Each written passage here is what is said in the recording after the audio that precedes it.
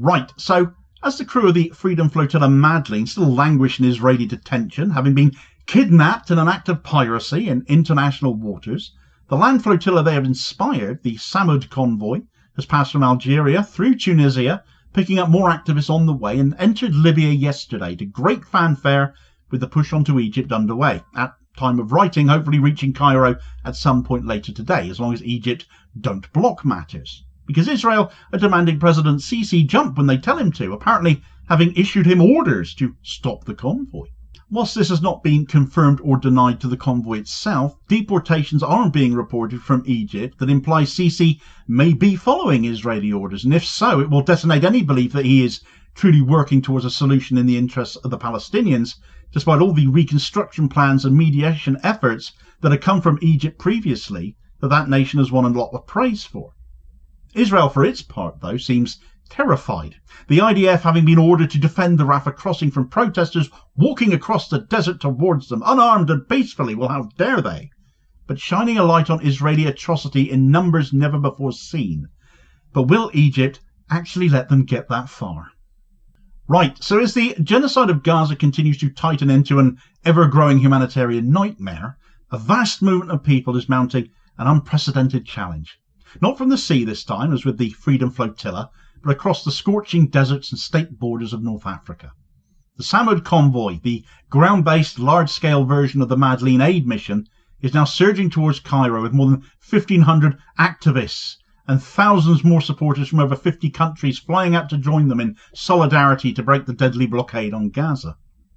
But as they push forward, they face not just the hostility of Israel and the walls of Gaza, but potentially the cowardice and complicity of Egypt, whose regime appears, according to some reports, to be more concerned with appeasing Tel Aviv than defending regional humanitarianism. The Samud Convoy, steadfastness as that word translates to from the Arabic, is now well over 1,500 strong, left Tunis on June the 9th, inspired directly by the Freedom Flotilla mission led by the Madleen, much of the crew from which still being held in appalling conditions in Israel. The convoy features activists, medical workers, students and journalists travelling by vehicle in a monumental attempt to reach the Rafah border crossing, Gaza's only entry point from Egypt. Despite the political instability of Libya, fears, as I certainly had voiced amongst others, the convoy was met yesterday instead with scenes of jubilation and support upon arriving in the Libyan capital of Tripoli. Crowds handed the activists food, water, even free fuel to push on towards Egypt, given despite widespread shortages at that, illustrating profound grassroots solidarity with Palestine and the people standing up for them at a time of dire need.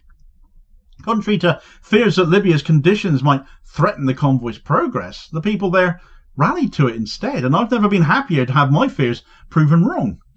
The symbolism is truly staggering when you think about it, though, compared to wealthier Western nations. A broken country offering more than wealthy functioning states like ours here in the UK, for instance. The convoy now moves on towards Cairo, where thousands more activists have begun arriving by air to join the movement. Supporters flying in from 54 different countries, aiming to form a single mass of coordinated action. Together with those arriving by land, they plan to assemble in Cairo before embarking on a massive protest march. Beginning Thursday, today, time of writing, the plan is for the convoy, augmented by those thousands of international allies who are flying in, to travel by bus for the 350 kilometres from Cairo to the Sinai. Once in the Sinai, they'll begin a grueling 3-day walk across 50 kilometres of desert, culminating in their arrival at Rafah on Sunday. That day will mark the beginning of a large-scale, multi-day protest titled March of the Free.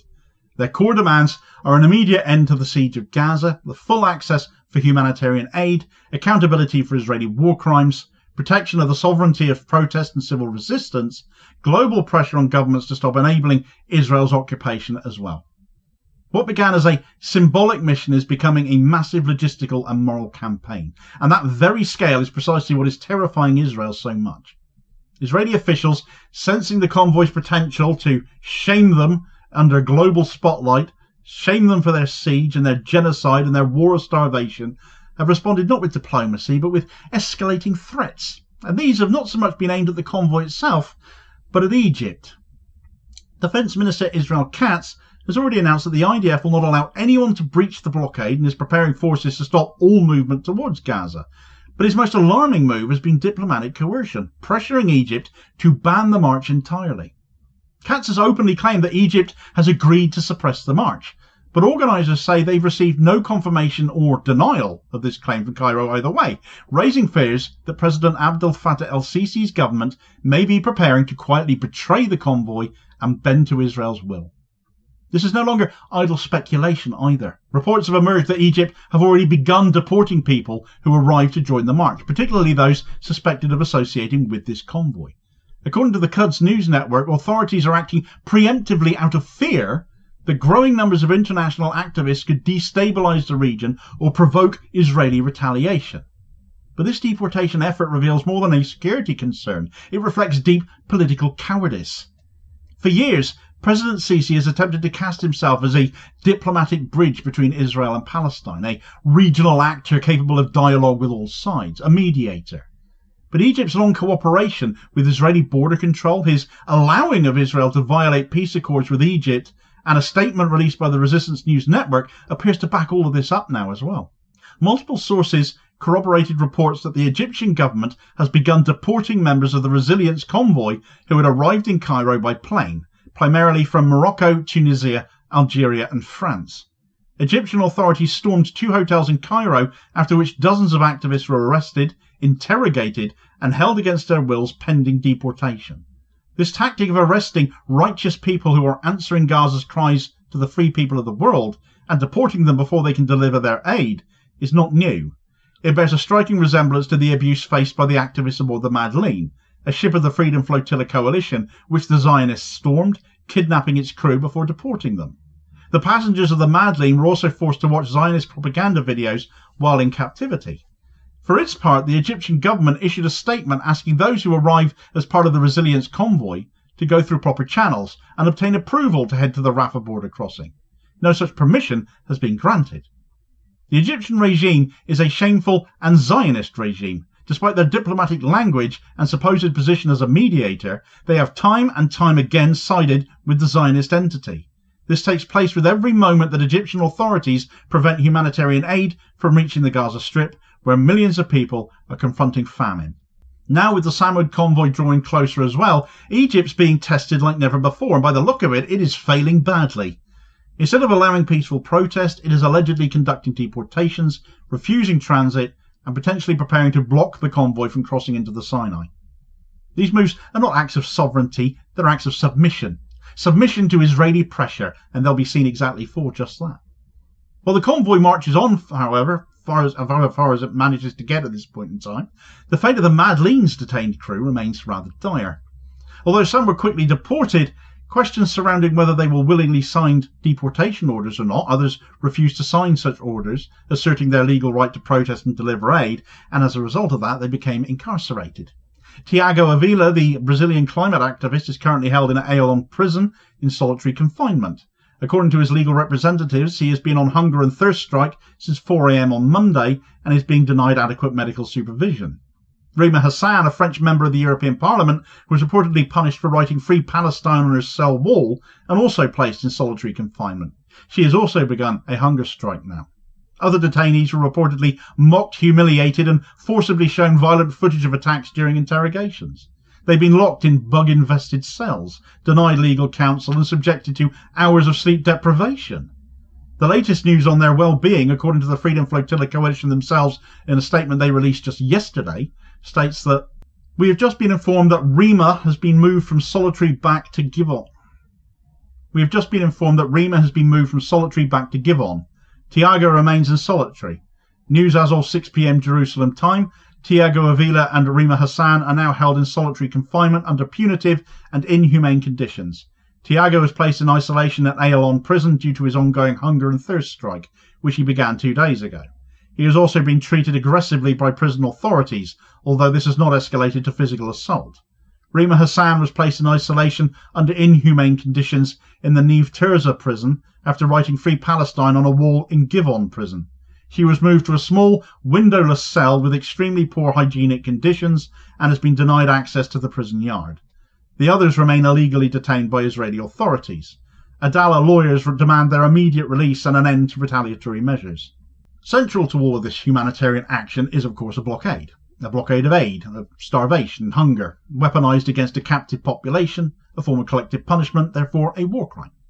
Israel's siege of Gaza has reached horrifying levels. Water, food, electricity, fuel, medical supplies, everything is either restricted to aid distribution centres located in militarised zones, making the very prospect of going there for aid lethal, or it is blocked entirely.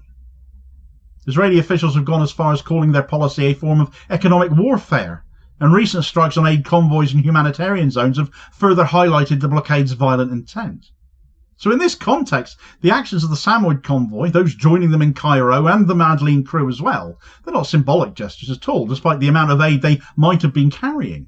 They are direct confrontations with state-engineered suffering. What makes the Samud Convoy different is not just the size of it, but its strategic clarity too. The convoy and those joining it from around the world understand that aid is not enough. Visibility is power too. When a convoy of thousands arrives at Rafah, the world will absolutely watch. When they are met by Israeli troops or Egyptian blockade, the moral lines this draws will become undeniable. So Israel is panicking about it. That is why Katz is trying to blackmail Egypt. That is why Egypt, it seems, is deporting peaceful activists, seemingly bowing to that pressure instead of standing tall against it. That's why Greta Thunberg was mocked, why Rima Hassan was locked away, and Thiago Avila as well. Because fear always lashes out when its grip is threatened. It's the move of cowards. If Egypt bars the Samud Convoy from entering Sinai, or even Egypt itself, they'll be cowards too. And at time of writing, the convoy has not yet got that far. It will have publicly chosen the side of siege and starvation too. If it allows the march to proceed, it will have taken a first long overdue step back towards regional and international legitimacy. The Samud Convoy must be permitted to complete its march. The siege of Gaza must end. Anything less will be a global failure to hold Israel accountable for its crimes, and those responsible must never be forgiven. Palestine has suffered enough. As I was finishing up writing this video, however, as it happens, more news has broken.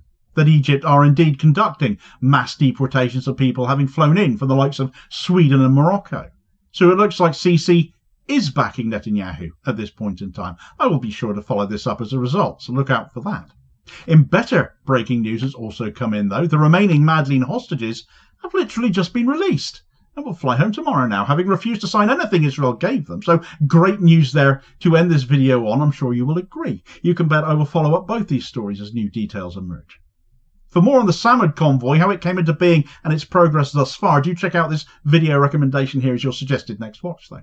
Please do also hit like, share and subscribe if you haven't done so already, so as to ensure you don't miss out on all new daily content, as well as spreading the word and helping to support this channel at the very same time, which is very much appreciated.